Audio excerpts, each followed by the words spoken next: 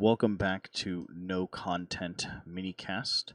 Uh, what's up, guys? Unfortunately, we will not have Pixel on this episode because he is actually at BlizzCon. As you guys can see from the title of your podcast, this is the BlizzCon 2019 first impressions video, I guess you should say.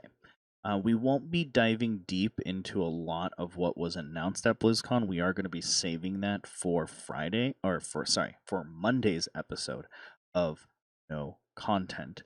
But I did want to kind of just get it out there of everything that was kind of announced at BlizzCon 2019. So if you guys don't know, BlizzCon is Blizzard Entertainment's, kind of like their Christmas, where people are where Blizzard kind of announces kind of everything that is coming out for all their games. So let's just get started and really quickly go through a lot of what is going on at Blizzard for the next year or so. So getting kind of the minor changes out of the way. First of all, StarCraft 2 will have a DeepMind demo that would be tested at BlizzCon physically itself. So if you're not there, you will not be able to test against the AI. There's also going to be a new co-op story commander that is coming out to the game as well. Heroes of the Storm, they announced that everyone who has a virtual ticket or everyone who has a who's physically there at BlizzCon will get Deathwing for free. They also announced that all heroes will be free in Heroes of the Storm until I believe the end of the year if you've never played the game as well. Warcraft 3 Reforged, they said that it will be coming soon, and they'll be announcing a date of when that is released soon, and that beta access will be given to everyone who has a virtual ticket or a BlizzCon ticket, and that demo, get access to that demo on Tuesday. So that stuff is already kind of the minor stuff. Moving on to kind of the big reveals, though. Diablo 4 was officially announced. I'd highly recommend to go and watch the trailer for all this and stuff like that. We're right now kind of just taking a look at the website and stuff as well. Classes that were announced were Druid, Mage, and Barbarian for this as well. The gameplay looks actually really, really good. The gameplay is a mix of an MMO and action RPG. It's kind of taking the best of both worlds in this. They've already announced that it's open world, it's non-linear questing, the skill tree from Diablo 2 is back, as well as the skill tree from Diablo 3 is back. Combat looks super fluid, and that there's also a ton of social features, world bosses, and stuff like that as well. They basically said that anything that you can see, you can adventure to as well. Keep in mind, though, this game is very, very early alpha. They said that the demo that was played at BlizzCon as well was very, very early alpha, and that this game probably, in my opinion, won't see the light of day for probably at least a couple of years. If we're lucky, a couple of years as well. So unfortunately, it's going to take a very long time for this game to see its final form or whatever. But Diablo 4 is here. It's pretty exciting. I definitely would say go and check it out or whatever. I'm super hyped for it. Action RPGs are one of my favorite games of all time, at least genre-wise. And so I would highly, highly recommend to go check this game out. There's tons of gameplay footage, tons of streamers on Twitch that have been streaming it as well live, and it just looks like a very good game as well. So 100% go check it out. But keep in mind this will be a very long time until this game comes out. D2 was not announced, by the way. There's no D2 remastered coming out as well, unfortunately. And also they did announce that Diablo Immortals is still being worked on, but they talked about it after the opening ceremony in some smaller panels or something, or at least kind of like a news blurb about it. They didn't actually talk about it at the opening ceremony as well. D4 though is going back to its darker roots. I will warn you guys now, I'm pretty mature and older, so I didn't really care, but the trailer is pretty disturbing. If you have young children or children in general, I wouldn't probably watch it with them or watch it with around them. And it is pretty graphic and stuff like that, but it looks great. The art style looks great with it as well. D4 is going back to its roots of D2. It looks like they kind of totally were like, yeah, the good things about D3, fluidity of movement and stuff like that, but besides that, that's about it. Trading looks really good. It's coming back to the game. They said that PvP zones will be in the game as well as ARPG, MMO type of things as well. Like I said, super early demos being demoed there right now. It's planned to change a ton, in my opinion. And they said that don't hold your breath for this game. It's going to be a while until it comes out. Moving on to the next big announcement, Overwatch 2 was announced. This one, it's in development.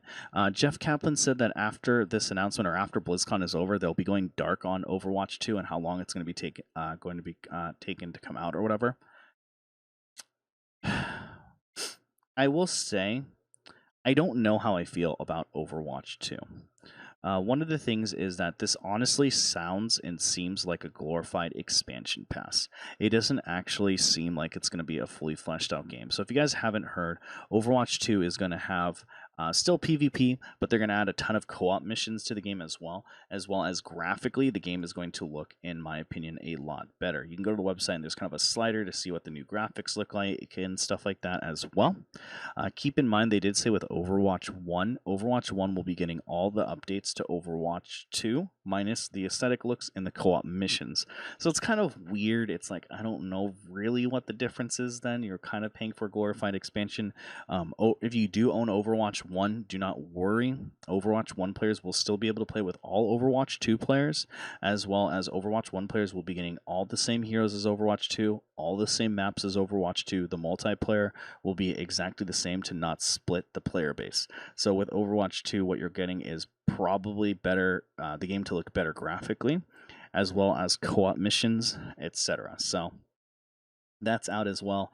It says your accomplishment and loot collections will carry forward to Overwatch 2. That means skins, player icons, sprays, emotes, and more as well.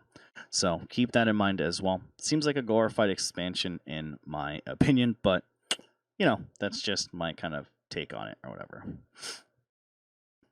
Lastly, they did announce a World of Warcraft Shadowlands, a new trailer for the World of Warcraft coming in 2020. Once again, not sure exactly. You will be going to the Shadowlands, which is kind of like WoW's version of like heaven/hell, since Sylvanas destroys the Lich King helmet.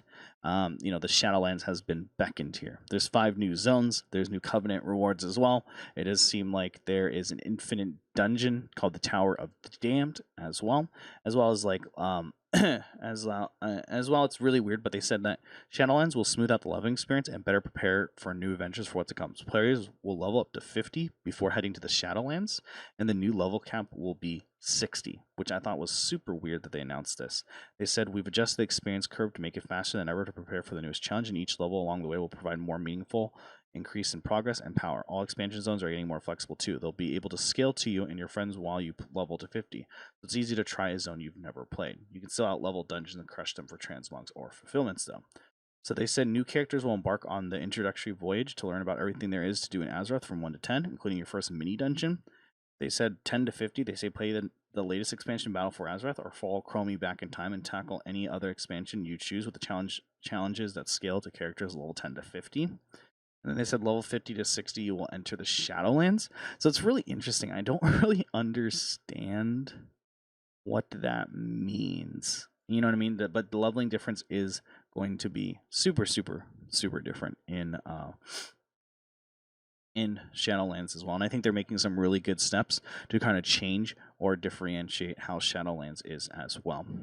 Overall, though, I will say that, I would say overall, the changes to the announcements were pretty interesting. I think Diablo 4 definitely took the hype out of everything. I think it's the most exciting thing that's there. Overwatch 2 seems to be a little disappointing to me, in my opinion, as well as World of Warcraft seems to be a little disappointing as well. I don't really play retail World of Warcraft, though. Overall, guys, though, thought it was a pretty decent BlizzCon. We're definitely going to be covering it on Monday's episode to talk about it a little bit more. Remember that BlizzCon just started today, Friday, November 1st.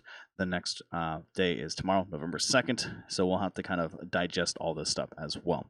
Kind of wanted to just give you a quick rundown of some of the things that were announced at BlizzCon as well, since we'll be going into a full deep dive with Pixel on Monday's episode to talk about everything that is coming out as well. Anyway, guys, hope that you guys enjoyed this really, really short mini cast of no content. We'll see you guys Monday with our full review of everything. Hope to see you guys there. Take care.